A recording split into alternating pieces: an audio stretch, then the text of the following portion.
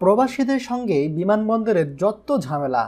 প্রবাসীরা দেশে যাওয়ার সময় পিতা মাতা ভাই বোন স্ত্রী পুত্র আত্মীয় স্বজনদের জন্য কিছু উপহার নিয়ে যায়, কিন্তু এইসব উপহারে বেশিরভাগই বাড়িতে পৌঁছায় না। লোভ করে বসে কিছু অসাধু কর্মচারী লাগেজ কেটে প্যাকেট থেকে মূল্যবান জিনিসপত্র চুরি করে রেখে দেয়, কিছু বলারও সুযোগ থাকে না। তাছাড়া মাল ডেলিভারি করতে যে কী পরিমাণ ভোগান্তি সেটা প্রবাসীরা খুব ভালোভাবেই টের পায়। বাংলাদেশের বিমানবন্দরে এইসব হয়রানি বন্ধ করা হোক, এটাই প্রবাসীদের প্রত্যাশা। সরকারের উচিত আমাদের দিকে গুরুত্ব দেওয়া। আক্ষেপ করেও কথাগুলো বলছিলেন সৌদি আরব থেকে সদ্য ফেরত আসা শাহাদাত হোসাইন। তিনি বলেন, প্রায় ৮ বছর পর দেশে যাচ্ছি, যে আনন্দ নিয়ে দেশে ফিরে আসি সেই আনন্দ ফিকে হয়ে যায় বিমানবন্দর থেকে মালামাল বুঝে নেওয়ার সময়। ঘন্টার পর ঘন্টা দাঁড়িয়ে থাকতে হয়। মালামাল আমি পেলেও আমার সঙ্গে অনেকজনই মালামাল পায়নি। জীবিকার তাগিদে দেশান্তর প্রায় ১ কোটি প্রবাসী বাংলাদেশি। পরিবারের জন্য একটু সুখ আর মুখ ভরা হাসি ফোটাতে নিজের সুখকে জলাঞ্জলি দিয়ে সুখ কিনতে বিদেশে পাড়ি জমান প্রবাসীরা। কেউ সুখী হয়, আবার কেউ দুঃখে ভরা জীবন পার করে। সত্যি বলতে প্রবাসীদের তেমন কিছুই চাওয়ার নেই। ন্যূনতম সুবিধাটুকু পেলেই তারা সন্তুষ্ট থাকে। তারা চায় তার পরিবার দেশে নিরাপদ থাকুক, নিশ্চিন্তে থাকুক। প্রবাসীরা শুধু দেশ নিয়েই ভাবে না, ভাবে তাদের পরিবার পরিজন নিয়েও। কথা হয় টাঙ্গাইলের আলমগীর ভাইয়ের সঙ্গে। তিনি সদ্য দেশ থেকে এসেছেন নতুন ভিসা নিয়ে, যদিও তিনি এর আগে প্রায় ১৩ বছর সৌদি আরবে কাটিয়ে এসেছেন।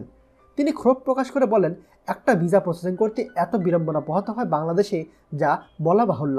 তিনি চান ভিসা প্রসেস করা সহজ হোক, এর ব্যয়ভার কমানো হোক এবং সব ধরনের হয়রানি এবং দালালের দৌরাত্ম্য বন্ধ করা হোক। এই তো সেদিন না ফেরার দেশে চলে গেল ব্রাহ্মণবাড়িয়া বিজয়নগর থানার অন্তর্গত পাহাড়পুর ইউনিয়নের রফিক মিয়া। সোনার হরিণ তার ধরা হলো না। জেদ্দার একটি হাসপাতালে তিনি মৃত্যুর কাছে হেরে যান। নিশ্চয়ই রফিকের অনেক স্বপ্ন এবং আশা আকাঙ্ক্ষা ছিল, কিন্তু আল্লাহ তাআলার ডাকে তাকে সাড়া দিয়ে চলে যেতে হয়েছে পরপারে। ধার দেনা করে একটু সুখ ও একটু স্বাচ্ছন্দ্যের আশায় যে টাকা খরচ করে আসেন, তাও পরিশোধ করতে পারেননি। পরিবারের শেষ ইচ্ছা ছিল তার লাশটা যেন শেষবারের মতো তার বাবা মা স্ত্রী পুত্র দেখার সুযোগ পায়। জেদ্দা তার বন্ধুবান্ধব আত্মীয় স্বজনের কাছে অনুরোধ করা হলো, সবাই চাঁদা তুলে প্রায় ১০,০০০ রিয়াল খরচ করে পরিবারের শেষ ইচ্ছাটুকু পূরণ করা হলো। প্রবাসীরা চায় অন্তত আপন কেউ দুর্ঘটনার শিকার হন কিংবা মৃত্যুবরণ করেন, তাহলে যেন সরকারি খরচে তাদের দেশে পাঠানো হয়। প্রবাসীরা জানান, আমাদের পরিবার দেশেও নিরাপদ নয়। প্রতিদিনই হামলা মামলা সহ নানা ঝামেলায় পড়তে হয়। দেশ বিদেশ সব জায়গায় আমাদের কলুর বলদের মতো থাকতে হয়।